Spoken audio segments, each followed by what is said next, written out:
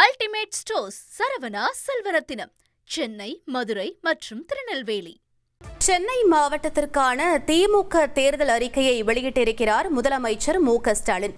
கூடுதல் விவரங்களை எமது செய்தியாளர் ரமேஷ் வழங்கிட கேட்கலாம். ரமேஷ், இந்த தேர்தல் அறிக்கையில் என்னென்ன விஷயங்கள் இடம்பெற்றிருக்கிறது? முழு விவரங்களை பதிவு பண்ணுங்க.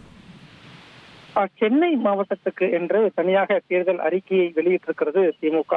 முதலமைச்சர் மு.க.ஸ்டாலின் அண்ணா அறிவாலயத்தில் சற்று முன் அந்த தேர்தல் அறிக்கையை வெளியிட்டிருந்தார். என்னென்ன வாக்குறுதிகள் கொடுக்கப்பட்டிருக்கு அப்படின்னா, நகர்ப்புற வாழ்விட மேம்பாட்டு வாரிய அடுக்குமாடி குடியிருப்புகளில் குடியிருப்போர் நல மகளிர் சங்கம் மூலம் அரசு நிதியுதவியுடன் பொது வசதிகள் மேம்படுத்தப்படும் என்ற வாக்குறுதியை கொடுத்திருக்காங்க. மெட்ரோ குடிநீர் இணைப்பு இல்லாத பகுதிகளுக்கு RO சுத்திகரிக்கப்பட்ட குடிநீர் வசதிகள் மற்றும் மெட்ரோ குடிநீர் வசதி உள்ள குடியிருப்புகளுக்கு காலை முறைப்படி குடிநீர் விநியோகம் செய்யப்படும் என்ற வாக்குறுதியை திமுக கொடுத்திருக்கிறது. அனைத்து குடியிருப்பு பகுதிகளிலும் அதி ஒளி தெருவிளக்குகள் அமைக்கப்படும் என்றும், கலை, இசை, இலக்கிய நிகழ்வுகளுக்கென ஒரு தனித்துவ உலகத்தரமான பண்பாட்டு மையம் உருவாக்கப்படும் என்ற அறிவிப்பையும் திமுக வாக்குறுதியா கொடுத்திருக்கிறாங்க. சென்னை முழுவதும் சிறப்பான பேருந்து வசதி என்ற தலைப்புல பேருந்து நிறுத்தங்கள், மெட்ரோ நிலையங்கள் மற்றும் ரயில் நிலையங்களுடன் ஒவ்வொரு தெருவையும் இணைக்கும் வகையில 1000 புதிய மினி பேருந்துகள் இயக்கப்படும் என்ற வாக்குறுதியை திமுக அறிவித்திருக்கிறது.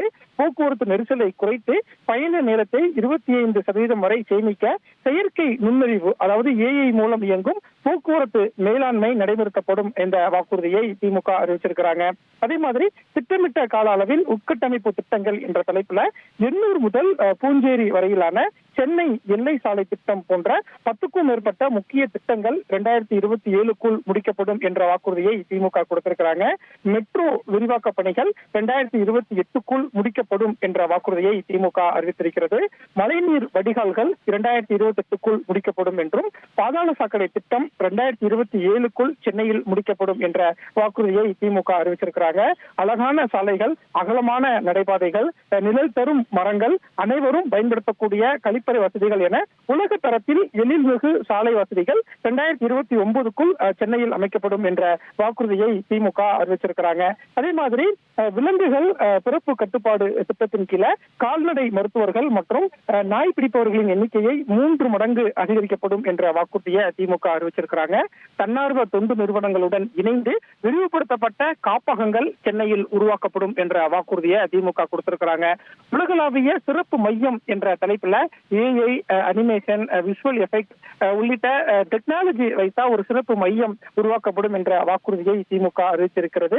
10,000 கோடி முதலீடு, சென்னைக்கென்று 10,000 கோடி முதலீடு கொண்டு வரப்படும் என்ற வாக்குறுதியை திமுக அறிவிச்சிருக்கிறாங்க.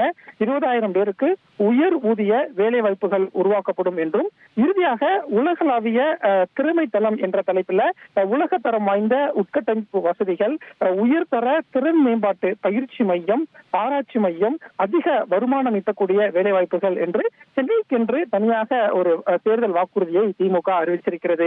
ஏற்கனவே ஒரு 2 வாரத்துக்கு முன்னாடி தமிழ்நாடு முழுவதும் நிறைவேற்றக்கூடிய வாக்குறுதிகள் அப்படின்னு 525 வாக்குறுதிகளை திமுக அறிவிச்சிருந்தாங்க. இப்போது தமிழ்நாட்டின் தலைநகராக இருக்கக்கூடிய சென்னைக்கென்று என்னென்ன திட்டங்கள் இருக்கிறது என்ற ஒரு அறிவிப்பை தேர்தல் வாக்குறுதியாக திமுக தலைவரும் முதலமைச்சருமான மு.க.ஸ்டாலின் இன்றைக்கு வெளியிட்டிருக்கிறார்.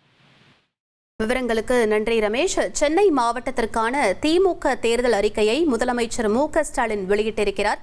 அது தொடர்பான அண்மை செய்தியை நாம் பார்த்தோம். அல்டிமேட் ஸ்டோர்ஸ் சரவணா செல்வரத்தினம், சென்னை, மதுரை மற்றும் திருநெல்வேலி.